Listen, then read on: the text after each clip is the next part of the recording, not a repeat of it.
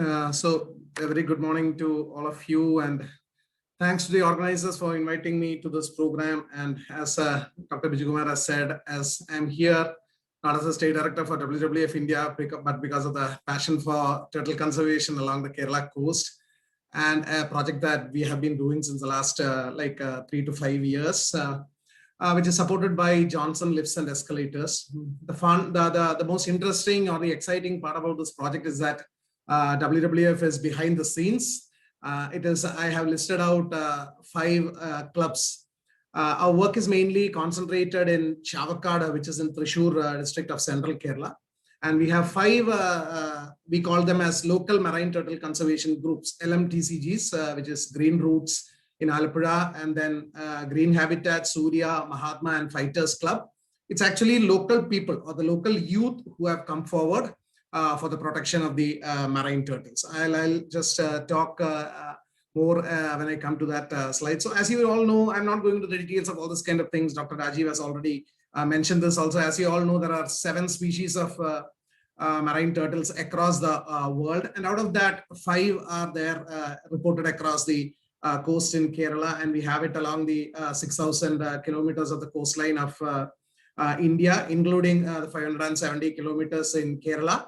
But in Kerala, we don't have nesting all along. It is very sporadic nesting. Mainly, we have presence of turtles in the southern end of Vizhinjam and all, but no nesting as such. But nesting has been reported mainly from Alappuzha, and then the major nesting now in Kerala is in Chavakada in Thrissur, and then in Kozhikode, as well as in the northern tip, that is Kodavapalam in Kasaragod district.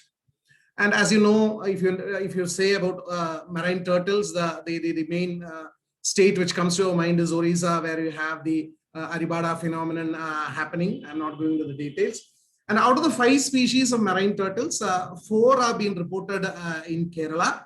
I gave olive ridley as the first position because it is still olive ridley which is coming to the Kerala coast in much more numbers, whereas green turtle, leatherback, and hawksbill has been very rare sightings or incidents, but not nestings. Nestings have been mainly of olive ridley only. And this year, I am so super excited to share with you that in the last maybe 10-20 years, Kerala has witnessed the highest number of turtle nesting this year. It's somewhere standing around 130 to 150 turtles this year, whereas in previous years it was only around 40 to 50 or 60 maximum. But whereas this year, one local marine turtle conservation group, Surya, they have even got more than 100. They are protecting more than 100 nests as of now. So it's 2021 is a super excited year for marine turtle conservation. And the issues that is there specific to Kerala is that out of the 570 kilometers of the coast of Kerala, almost 60 to 70% has been seawalled for protection. So we lay huge boulders there, and then the nesting beaches are alien to the turtles for coming them. If you're looking at North Kerala, the turtles come to the beach during the night, digs the pit and lays its eggs and goes back to the sea. These eggs are collected and consumed and sometimes sold at the rate of ₹10 per egg. It has come down drastically over the past years. Whereas when you come to South Kerala, where I am located in Trivandrum, in Vizhinjam and all those areas, it is a meat which is in high demand. The turtles are caught purposefully or accidentally caught. Live turtles are killed and its meat eaten, saying that it is good for asthma, breathing trouble. So turtles are caught, as I told you, purposefully also, as well as accidentally caught in the fishing nets, which are found alive, are sold. Katagada in Trivandrum is the major market for turtles here. And why is this species important? When I talk to people, people seldom don't understand the connection between marine turtles and our relationship. We need to understand that the marine species, marine turtle, WWF is very famous for our tiger work. So I always say, only if the tigers are there, the forests are there. Only if the forests are there, our sustenance can be ensured. The same goes for turtles and the oceans also. Only if the turtles are there, can we have a prey-predator relationship, especially of the jellyfish in the ocean. Whereas, as you know, Dr. Bijukumar and all have done studies on jellyfish bloom along the Kerala coast, which is very common. Even I witnessed that in Shangamom Beach when I go walking in the morning. 60 to 70% of the fishing net is filled with jellyfish, whereas ideally it should have been fish. So we help to maintain the prey-predator relationship in the ocean and ensure the balance if the marine turtles are there. Otherwise, our fish is at a fishery resource, it is at risk. So some of the issues that we have along the Kerala coast is the degraded and the dwindling nesting and the foraging sites, the shoreline changes and erosion of the beaches, climate change of bleaching in corals. I'm not going into the details of this. Collection of corals and destruction of the coral reef, industrial development along the coastline. If you look at Ernakulam district, Puduvai, Pin, and all those areas, you can see the huge construction which has come, leading to the destruction of the mangrove ecosystem, the coastline. And now the classic example is we have the Vizhinjam International Seaport, which is coming up in the southern tip of Kerala, which is totally destroying the coastline in Trivandrum and all those areas.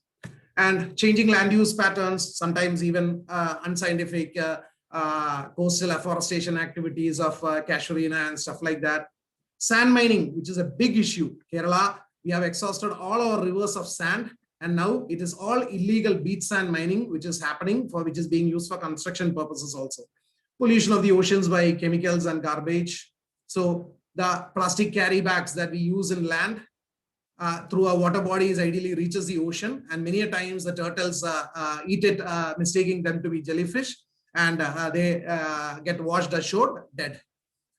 And then poaching and trade in turtle meat, eggs, shell, etc. by humans, as well as feral dogs and birds like crows, eagles, etc. As you know, Kerala does not have a proper municipal solid waste management. So our people tend to dump our waste along the beach side in the cover of night. And this attracts a lot of feral dogs, jackals, and all those kind of things. And that is preying on the nesting turtles as well as its nests also. Fisheries interface incidental catch as a result of trawl nets, gill nets, and longliners. And because they are surface breathers, they get caught in the net and they die. Trawlers are mainly operating without the turtle excluder devices. And so it ensures the death of the turtle because of drowning. Otherwise, also the engine, the propeller of the engines hit the turtles and many a times injures the turtle, also leading to their incapacitation or death also. Other issues is the management side, the weak legislation and the ineffective implementation. As you know, the Forest and the Wildlife Department is a major custodian of biodiversity, but they many times say they don't have the expertise, neither the manpower outside the forest to implement such things. Inadequate funds allocated to protect the nesting and foraging sites, even though it is as Dr. Rajiv was saying, it's a Schedule 1 species. But still, it does not get the protection which is needed like it gets for the tiger or the elephant inside the forest, and manpower, enforcement, and monitoring. So as I told you, our initiative was along with the local marine turtle conservation groups, which is working along Kerala. There are 7 or 8 in total, but we have been doing our activities mainly with the 4 groups, which is there in Chavakad and Thrissur. So some of the activities that we have been doing along with like a citizen science or citizen participatory approach that we have been doing is beach patrolling during the nesting season. Many times the turtles are the nesting season starts by October, November and goes up till even now the nesting is happening till May, March or April. So during the night times, those local marine turtle conservation groups, you should really appreciate them for the effort that they put in. They are all daily wage laborers, painters, auto rickshaw drivers, electricians. They go during the daytime for their work to earn their livelihood. And just in the evening, they come home, have dinner and come to the beach for the whole night beach patrolling. So when we are all comfortably sleeping under our blankets, it's this local marine turtle conservation groups, the youth volunteers who patrol the beaches to ensure that the turtles coming to the coast are protected. And the protection of the nesting turtles is being taken up by the volunteers. Rescue, rehabilitation, and release of injured turtles. Many times when they are caught in the nest, in some cases, fishermen themselves injure them as revenge for destroying the nets, or if the propeller engines are injuring them. So rescue rehabilitation is one work that the volunteers take up. Protection of nests by putting up enclosures. As I told you, there is tendency that humans will prey on the nest, or it will be feral dogs or jackals. So nest protection enclosures are to protect the nest. Relocation of the nest wherever required.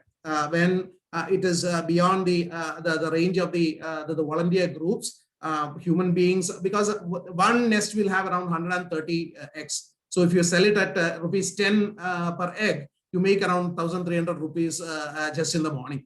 So humans have a tendency to prey on it. So protection of the relocation of the nest is done so that it comes to a protected area. And also wherever there's a tendency that the nest will be taken away by the high tide, that is also relocated to a safer location.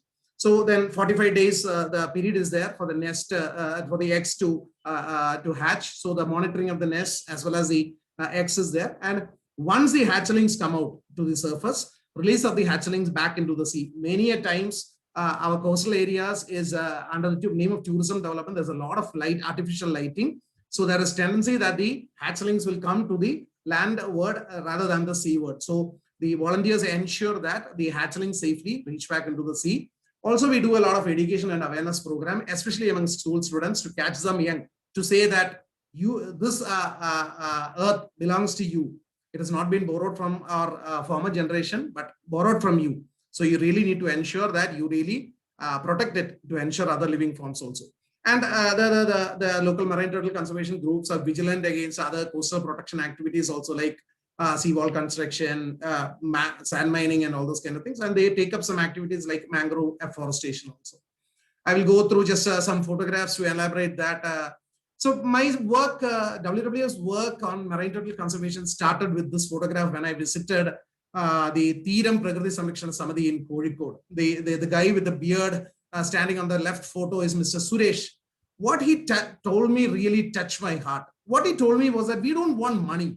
What we want is technical support to enhance the marine turtle conservation work. So that was there always in my mind, whereas most of the people go after money, whereas these people were there, they wanted only technical support to enhance their marine turtle conservation work. That is why I always kept this in my mind, and I have been in communication with them. And when the opportunity came, we pitched in with Johnson Lifts and Escalators, and we came out to this project to offer them all possible support for their activities. So after this, we did a state level workshop on marine turtle conservation, bringing all the groups together from across Kerala, when Sri Binoy Vishwam was a minister, along with the Kerala Forest and Wildlife Department.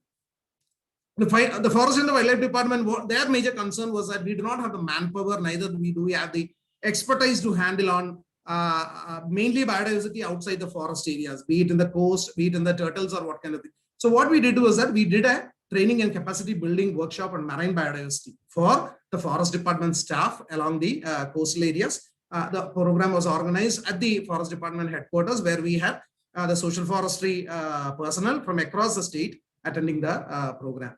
And we did an initiative exclusively for Trivandrum, because as I told you, in north and all, it is mainly the eggs which are taken for consumption, whereas in the south, it is the turtles killed mercilessly and their meat eaten. So we took up an initiative with the forest department for Trivandrum, trying to look at what we can do for Vizhinjam area, especially with the involvement of the local people, especially the church, the priest, and as well as the community there. This is the beach patrolling activities which we had taken up in Alappuzha and all those areas. And this is the nest relocation activities which is there, when I told you that they suspect that there is a good tendency that it is beyond our radar and that the humans will try to prey on it, or it is beyond the below the high tide level. The nests are relocated to the safer location. Those are the local marine turtle conservation group, young volunteers who do the beach patrolling at night. And whenever they find the nest and they assess it that it needs to be relocated, they do it. This is the nest protection enclosures. The photographs on the top shows you what they used to do earlier. They used to have some sticks and things like that and discarded fishing nets, which they used to do. But now we have provided with them good nest protection enclosures, which can, this year, we have even given them much bigger ones, and almost all their nests are being relocated and protected there in a very good manner. And in the night time also, if the hatchlings are emerging out, they are also protected and released back into the sea with the help of the volunteers. And seeing our initiatives, I'm happy to share that the Kerala Forest and Wildlife Department also started providing them the nest protection enclosure. This is a field support which we give them. We go visit them during the nesting seasons, talk with them and see what are all the help that is required. There's a release of the hatchlings, and it is being, majority of the hatchlings are released back into the sea during the night itself, but they will retain at least a few of them and do it during the morning with the involvement of the local self-government institute, with the panchayat or the municipality chairperson, so that with the involvement of the school children and all that, so that there is much bigger awareness on this species in the community. We did a lot of capacity building workshops also to clarify their doubts on marine turtles, their nesting, how to protect their nest and all those kind of things. We came out with a lot of publicity and promotion materials, wall posters, hoardings and all those kind of things, which we can put up on this local area so that the people also get to understand the species, that the marine turtles are very important. They are a scheduled species, and if they are harmed, they can be put behind bars. And these are some general hoardings that we have put up in Chavakad area. In Kolopalam, under the Thiram Prakriti Samrakshana Samiti, Forest Department had a marine turtle interpretation center. This is a photograph of the marine turtle interpretation center in the earlier years before our intervention. So we totally renovated the building with a new roof work and all those kind of things. And this is a work that we have done there. We took the help of students from the Fine Arts College in Trivandrum, and we have redone the whole area, making it very attractive. Look at the walls as well as the panels which have been put up in the Marine Turtle Interpretation Center. This is in Kolopalam. And also technical support. We provided them panels, posters, LCD projectors so that they can give good classes for the students who are visiting the area. And we have also started up turtle clubs in the schools in the local area so that the young generation take ownership and they will be protectors of the marine turtles tomorrow.